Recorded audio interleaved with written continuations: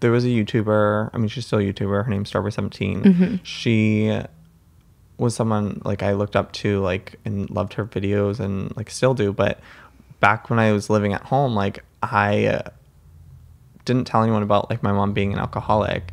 I kept that so secretive. And then she posted a video talking about her mom's addiction to like medication or something. And I was like, oh my God, someone's like talking about like a family life on YouTube. Like, this is so crazy. Right. Like she also is like going through the same thing as me, and she's like openly talking about it. And so that inspired me to open up about living with an alcoholic. And the response that I got from that was like so many people like just feeling a connection and also like feeling like they can share their story.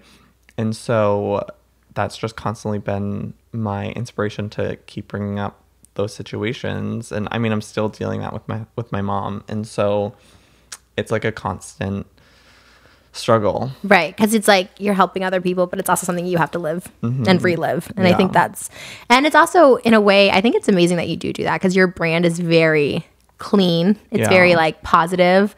So it's like to have any sort of darkness tied with your brand, I find it very interesting that you are able to do that and want to do that. Like, and is it just to like help people, or is it just I mean, it's also helpful to me.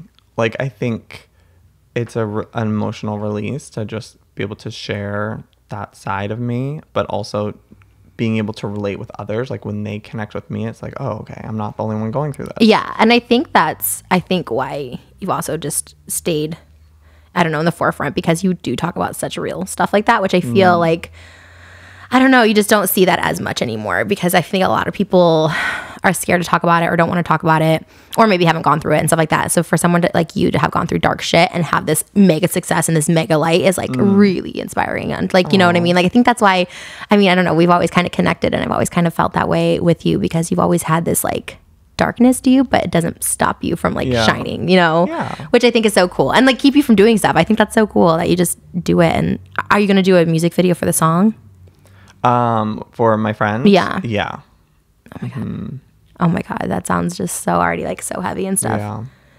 Is it just more of like, you just feel like you need to honor it? Like, yeah, for sure. 100%. Your music, I mean, I've always said this, like, your music has always been amazing. I truly think that way. I follow so many YouTubers' musics and stuff like that, and you were the biggest inspiration for me wanting to do music. Obviously, I took your whole production. I was like, let me just do exactly what Joey's doing. But obviously you do it in such a different way, and obviously your music video, what was it, Don't Wait, your coming out video, I mean, that was I think the most iconic Joey moment in ever. Oh, for sure. That was insane. And that was crazy. That was crazy, because you weren't out at all. Not publicly.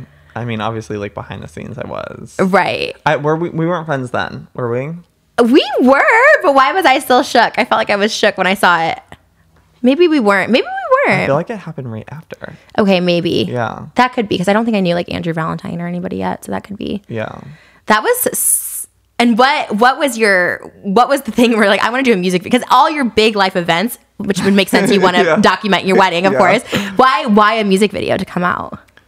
I always I like to do things that haven't been done before, and I like to do things in my own unique way. And at that time, like, this was like the beginning of the coming out trend, where it was like finally people were like feeling comfortable to express that. So everyone was doing it in the same way, and I was like, you know what? I feel like I could put a creative spin on this, like my Joey take on my coming out. And so that's when it came through a music video. So that was the craziest. That was the best coming out ever. I was like so amazing. I was just like, oh my God. I don't know. It was you. It wasn't like, you know, a long like thing or anything like that. It was just kind of like you and your music and your fantasy and all that. Yeah, that's so exactly. Cute. Oh my God. Now you do have to document your wedding. You have to do like a part 2. You have to do a song. Oh my God. A music video wedding. You'll have all your guest be extras. Yeah. I'm so excited for it. Oh my gosh. No, you're kind of everything. I mean, you kind of are everything. You are the icon of everything. Gaming, YouTuber, LGBTQ king, like all of it. It's really, really cool. Do you feel pressure? Do you feel like a lot? Oh my God. I mean, I feel like every YouTuber feels the pressure. It's like, it's such a hard world to live in, because everything is so numbers based. Yeah. It's like we associate our success with numbers, and when those numbers dip down, it's like, well, fuck, am I over? Like, is this the end? Yeah. Well, I guess it's over. Like, What do you do? What do you do in that situation? Because I'm in that situation right now. What do you do? I mean, we've both been in that situation. How many times? Yeah. How many times do we feel like that? And then we get like super high and we forget about it. And then once we fall back down, it feels like it's the first time again. Right. Or maybe it's just like we feel like, oh, this is the time. This is it. It's the final time. Yeah. I don't know. We just have to do everything that we always do. Is we just keep going. Yeah.